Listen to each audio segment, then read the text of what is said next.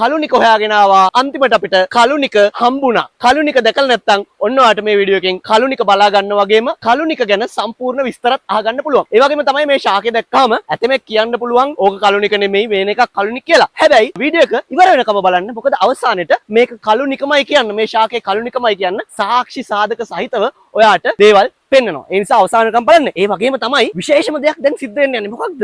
ලංකාව ඉතිහාසයේ පළවෙනි වතාවට තමයි මෙන්න මේ දේ සිද්ධ වෙන්නේ. මොකක්ද? කලුනික සෙවීම කියන ග්‍රන්ථයට කලුනික හම්බෙන්න යන්නේ. ඔයාලා කියලා ඇති. මේ මාටින් වික්‍රමසිංහ විසින් ලියපු කලුනික සෙවීම කියන ග්‍රන්ථය. මේ ග්‍රන්ථය ලෝකේ පළවෙනි වතාවට අද තමයි කලුනික ශාකය මූණට මුණ ගැහෙන්නේ. ඉතින් ඒ අවස්ථාවත් මම මේ ග්‍රන්ථයට උදා කරලා දෙනවා. මොකද පහුගිය කාලේ මම දැක්ක කවුරු හරි මොකෙක් හරි ඩයල් එකක්. එහෙම කියමුකෝ අපි. කවුරු හරි කෙනෙක් මාටින් වික්‍රමසිංහයන්ට අනම්මනම් කියනවා මම දැක්කා. හැබැයි මාටින් වික්‍රමසිංහයන්ගේ කලුනික සෙවීම කියන ග්‍රන්ථය ඔන්න අවුරුදු ගානකට පස්සේ ඔන්න පළවෙනි පාඩට කලුනික දකින්න යන්නේ. අපි කලුනික බලමු. මේ තියෙන්නේ මේ ඔයාලට පත්‍ර වලින් අඳුර ගන්න පුළුවන්. මේ තියෙන්නේ කලුනික ශාකය. මේ තියෙන කලුනික ශාකයේ ඵලයකුත් තියෙනවා. ඔන්න කලුනික ශාකයේ ඵලයත් එක්ක ඔන්න කලුනික සෙවීම ග්‍රන්ථයත් ඔයාලට දැන් දැක බලා ගන්න පුළුවන්. හරි. අපි ග්‍රන්ථය ටිකකට පැත්තකින් තියලා එනම් කලුනික ගැන කලුනික සොයාගෙන ආවද කලුනික හම්බුණා කලුනික ගැන විස්තරේ අහලා ඉමු. ලිට්සියා සැලිග්නා කියන විද්‍යාත්මක නාමයෙන් හඳුන්වන මේ කලුනික ශාකය ලෝරේසිය පවුල. එහෙම නැත්නම් ලෝරෙල් පවුලට තමයි අයිති වෙන්නේ. මේ ශාකය මුලින්ම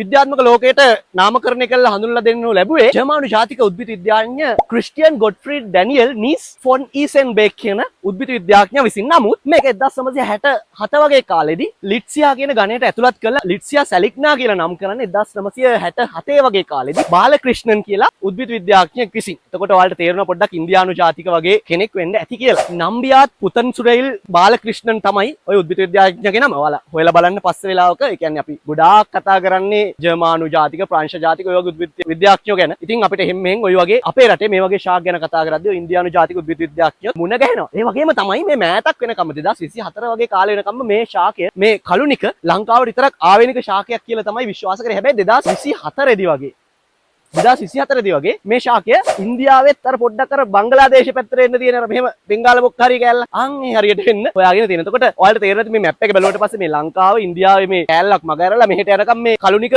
ව්‍යාප්තිය කියන්නේ කෑල්ලක තිබිලා නැහැ. එතකොට ඕකෙන් ඔප්පු වෙන්නේ මොකක්ද? කාලයත් එක්ක මේ ශාකය සෑහෙන්න දුරට මේ ලෝකෙන් වඳවි යමින් තියෙනවා කියන එක තමයි. නැත්තම් ඇත්තටම රතු දත්ත වාර්තාවට අනුව මේක වල්නරබල් ශාකයක්. ඉතින් කාලයත් එක්ක ඉන්දියාවේ මැද හරියේ ඕක නැති වෙලා ගිහිල්ලා දැන් තැන් දෙකක විතරයි එතකොට ඉතුරුලා තියෙන්නේ. එතකොට මේ තැන් දෙකෙන් එකක් තමයි මේ අපේ පුංචි ශ්‍රී ලංකාව. අන් එකත් හොඳින් මතක තියාගන්න ඕනි. මේ කලුනික කියන්නේ කලුනික සොයාගත්තා කියන්නෙම කලුනික සොයාගත්තා වගේ වැඩක් තමයි ඒ නිසා. මෙතනදී මේ ලිට්සියා කියන්නේ චීන භාෂාවෙන් බිඳියාපු වචනයක් කියලා තමයි සැලකෙන්නේ. එතකොට මේ සැලිග්නා කියන්නේ ලතින් භාෂාවට අනුව විලෝ ශාකේ. විලෝ ශාකේ පත්‍ර වලට සමානයි කියලා මේකේ මේ තියෙන මේ දිගටි හැඩයත් එක්ක විලෝ ශාකේ පත්‍ර වලට සමාන කියන අර්ථය තමයි මේ සැලිග්නා කියන වචනයෙන් දෙන්නේ. එතකොට මේ කලුනික කියන්නේ කොහොම ශාකයක්ද? ලංකාවට ආවේනික ශාකයක්ද? නැහැ. කාලයක් වෙනකන් ලංකාවට ආවේනික ශාකයක් විදිහට සැලකුවා කලුනික කියන්නේ දැන් ලංකාවේ දේශීය ශාකයක්. මොකද මේක ඉන්දියාවෙත් තියෙනවා. එතකොට ස්වභාවිකව ඉන්දියාවේ සහ ලංකාවේ හමු වෙන නිසා මේක ලංකාවේ දේශීය ශාකයක් විදිහට තමයි සැලකන්නේ. අපි මේ කතා කරන ලිට්සියා සැලිග්නා. ඉතින් දැන් මම ඉන්න ප්‍රදේශය මම ඉන්න තැන නම් කලුනික පුෂ්පත් දැක ගන්න පුළුවන්, කලුනික පළත් දැක ගන්න හැකියාව තියෙනවා. අපේ ශ්‍රී ලංකාවේ ඒ වගේම ඉන්දියාවේ ඇසෑමේ සහ බංගලාදේශය කියන මේ ප්‍රදේශවල තමයි මේ ශාකයේ දේශීය වෙන්නේ. එහෙම නැත්නම් ආවේනික වෙලා තියෙන්නේ. හොයාගෙන යද්දි මේ ලිට්සියා ගණයට අදාළ නැත්නම් ලිට්සියා ගණයට ඇතුළත් කරන ශාක විශේෂ 400ක් විතර අපිට හොයාගන්න පුළුවන් ලෝකේ වාර්තා වෙලා තියෙනවා. වයින් 11ක් විතරම අපේ මේ පුංචි ශ්‍රී ලංකාවේ අපේ මේ මාතෘ භූමියේ දැක බලා ගන්න අපිට හැකියාව තියෙනවා. මේ ලිට්සියා ගණයේ ශාකවල සගන්ධ තෙල් අඩංගු වෙලා තියෙනවා. මේ සගන්ධ තෙල් අතරේ ලෝරෝටෙනින්, ඒ වගේම ඇක්ටිනොඩැෆ්නින්, ඊට පස්සේ බෝල්ටින් වගේ අයිසොක්ලිනොලින් ඇල්කොලොයිඩ්ස් වර්ග මේ ශාකයේ අඩංගු වෙලා තියෙනවා. ඒ වගේම සිනියෝල්, සිට්‍රැල්, ඒ වගේම ලෝරික් ඇසිඩ් වගේ මේද අම්ල සහ ටර්පෙනොයිඩ්ස් වර්ග මේ ශාකයේ බහුලව අඩංගු වෙනවා. ඒ නිසා තමයි මේක මේ කලුනික කිව්වට පස්සේ අතීතේ අර පුරා වෘත්තවලක් තියෙනවානේ මේ කලුනිකයි ඔය මලවුන් නැගිටිව පිළිබඳ කතා අනම්මනම් කලුනික පිළිබඳ කතා තියෙනවා. ඉතින් මම ඒවා ගැන මේකේ කියන්න යන්නේ නැහැ. ඔයාලා කමෙන්ට් සෙක්ෂන් එකේ දාන්න ඔයාලා කලුනික ගැන අහලා තියෙන රසවත්ම කතා මොනවද කියලා. ඒවා දාන්න එතකොට අපිට කියලා දැනගන්න පුළුවන්. ඉතින් ඒවා දාන්න අතරේ බලමු මේ ශාකයේ ආයුර්වේදීය ගුණ මොනවද කියලා. මේ ශාකයේ ශාක පත්‍ර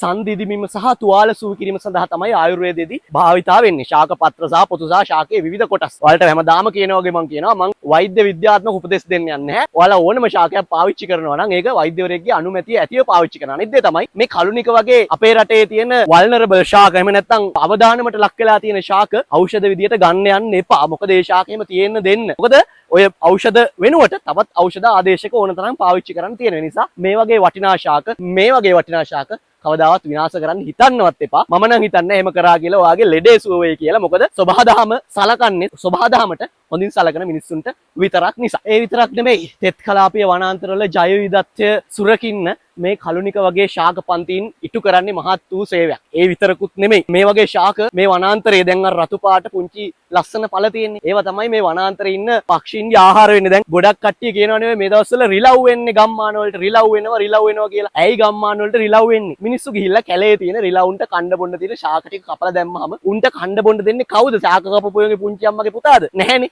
අහන් ඒ නිසා තමයි අල කෑම හොයන් තමයි ඒ සත්තු වෙන්නේ. අලිත් එහෙමනේ. ඉතින් කැලේ රැක්කොත් සත්තුන්ට ආහාර ටික කැලේ ඉතුරු කරොත් සත්තු ජීවිතේට ඔයාගේ ගමට ඔයාගේ ගෙදරට ඔයාගේ වහලේ උඩට ගොඩ වෙන්නේ නැහැ. පරිසරය ආරක්ෂා කරොත් පරිසරය විසින් ඔයාව අනිවාර්යයෙන්ම ආරක්ෂා කරනවාමයි. ඉතින් මිත්‍රෝනේ ඔයාලා දන්නවා මේ දවස්වල හරියට වැස්ස.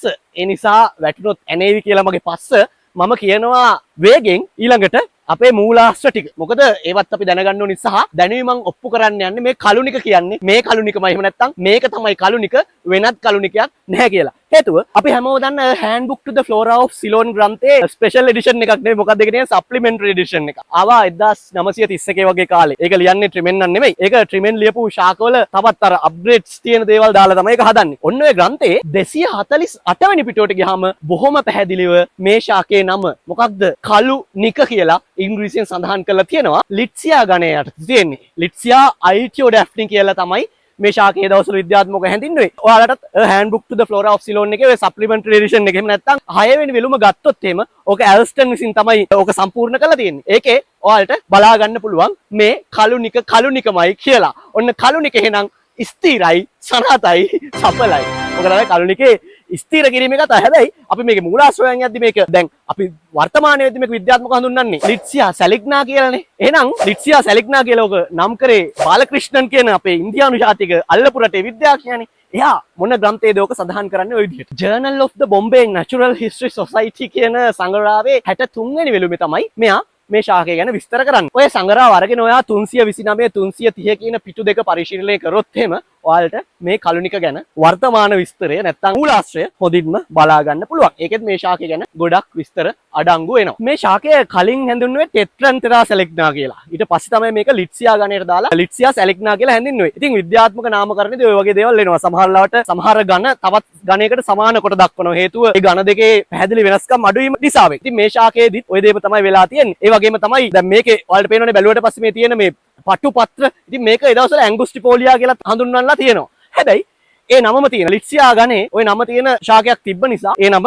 බැහැර වෙලා තියෙනවා. ඉතින් ඔය වගේ මේ ලිට්සියා සැලිග්නා ගැන කතා කරද්දී වගේම මේ නාමකරණ විද්‍යාව ගැන කතා කරද්දී ඔය වගේ දේවල් තියෙනවා. ඔයාලා ආස නම් මේ දේවල් ගැන වෙනම වීඩියෝ එකකින් දැනගන්න කමෙන්ට් එකක් දාන්න වෙනම වීඩියෝ එකක් ගේන්න. මොකද ඒවා ගොඩක් දුරට අපිට නිදහසේ කතා කරන්න ඕන දේවල්. ගහක් ගැන කතා කරද්දී අතරමැදින් පොඩ්ඩක් කියනවට වඩා ඒක ගොඩක් දුරට කතා කරන එක හොඳයි කියලා මම හිතනවා. කොහොම නමුත් මේ ශාකයට අදාළව කතා කරද්දී ඔය සැලිග්නා කියන නාමය විශේෂ නාමය 1831 දී නීස් විසින් ටෙට්‍රැන්තෙරා සැලිග්නා කියලා තියපු නමක්. එතකොට විද්‍යාත්මක නාමකරණයේදී මුලින්ම තියපු නිවැරදි නම තමයි පිළිගන්නේ. ඒක තමයි මේකෙදි සැලිග්නා කියන නාමය වෙනස් නොකර බාලක්‍රිෂ්ණන් විසින් මේ ශාකය ආයි පාරක් ලිට්සියා සැලිග්නා විදිහට නම් කරන්නේ. ඒ වගේම handbook to the flora of Ceylon කියන ග්‍රන්ථමාලාවේ ට්‍රිමන් විසිනුත් මේ ශාකය ගැන විස්තර කරලා තියෙනවා. 1895 අවුරුද්දේදී handbook to the flora of Ceylon ග්‍රන්ථයේ 3 වෙනි වෙලුමේ තමයි මේ ශාකය ගැන විස්තර කරන්නේ. පිටු අංක 452 සහ 453 පිටුවල. ඉතින් ඔය පිටුවල බැලුවත් ඔයාලට තියෙන මේ ශාකය ගැන විස්තර දැනගන්න. ඉතින් මං හිතනවා අපි පොතේ තියෙන විස්තර බලනකොට මේ ළඟ තියෙන ශාකය තියෙනවනේ අපේ ඇස් පන අපිටම.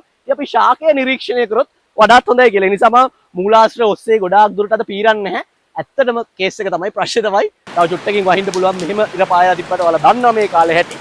ඉතින් ඒ නිසා මේ දිය පහරවල් වැඩි වෙන්න පුළුවන්. ඒ නිසා මම ඉක්මනට එහෙනම් මූලාශ්‍ර ටික ඉවර කරලා අපි යමු ඉදිරියට. ඔයාලට පේනවා ඇති මේ ශාකයේ මේ පුෂ්ප පිපෙන්නේ මේ වගේ මේ අතුවල මෙන්න මේ වගේ තමයි මේ කලුනිකවල පුෂ්ප අපිට දැක බලා ගන්න හැකියාව තියෙනවා. පිපිලා තියෙන පුෂ්ප ටික කාලයක් ඇති මොකද වෙන්නේ? පුෂ්ප ඵල බවට පත් වෙනවා කියලා අපි දන්නවනේ. මේන් තියෙනවා ඵලයක්. ඔන්න ඔය විදිහට ඵල බවට ඔය පුෂ්ප පත් වෙනවා. ටිකක් මේ අමාරු මේ ශාකේ රූගත කිරීම කරගන්න මේ තියෙන තැනත් එක්ක. කොහොමද ඔයාලට පැහැදිලි රූපරාමු ලබා දෙන්න මම උපරිමයෙන් උත්සාහ කරනවා. ඔයාලා බොඳ වුණාට වැඩිය ගණන් ගන්න එපා. හම්මෝ පුෂ්ප සහ ඉදින් නැති ඵල බලන්න ගිහිල්ලා සෑහෙන්න දුෂ්කරතාවයකට මුහුණ දුන්නේ. ඉතින් ලෙස්සල වැටෙන්නත් බෑනේ. මේ දේවල් අපි රැක ගන්න ඕනි. ශාකයට හානියක් වෙන්න දීලත් බෑනේ. ඔයාලා දන්නවා. ප්‍රතිපත්තියක් විදිහට අපි ශාක වලට හානි කරන්නේ. ඒ නිසා පුෂ්ප පෙන්වන්න අපි ශාක වල මේ ගෙඩි කඩලා, කොළ කඩලා, අතු කඩලා අතට ගන්නෑ. ඒ නිසා තියෙන තැන තියෙන විදිහට පුළුවන් නම් බලන්න. නැත්තම් පස්සේ හම්බෙච්ච ලාක පෙන්වනවා.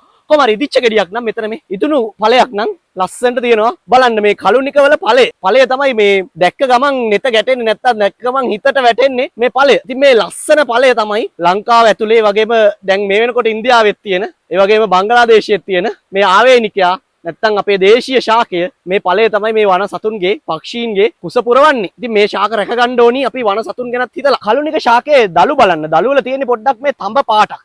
ඊට පස්සේ මේ පත්‍ර ලංකාවේ විවිධ ප්‍රදේශවල මෙතන මේ අපිට හම්බෙලා තියෙන කලුනික වල පත්‍ර ගොඩක් හීනි. ඇතැම් තැන්වල මේක කලුනික ශාකයේ පත්‍ර හීනි වෙච්ච ප්‍රභේදයක් විදිහටත් සලකනවා. කොහොම නමුත් මේ තමයි අපේ ලංකාවේ තියෙන අර අතීතයේ ඉඳන් කලුනික සොයන්නාක් වාගේ කියලා කියපු ඒ කලුනික ශාකය තමයි ඔබ හමුවේ මා හමුවේ මේ මගේ දැස් ඉදිරියේ ලස්සන්ට විරාජමාන මේ පළත් සහිත මේ වනාන්තරය සුන්දර කරමින් මේ වැජබෙන්නේ. කලුනිකට ආයිබෝ වෙන්න පතන ගමන් හෙළේ මහා ගත්කරුවන්ව මාටින් වික්‍රමසිංහයන්වත් මතක් කරන ගමන් කලුනික සේම ග්‍රන්ථයත් අතේ තියාගෙන කලුනික ශාකය අසර ඉඳලා මම සමුගන්නවා. තවත් කොයි දෙයක් හම්බෙමු. එන අපි ගියා. බයි.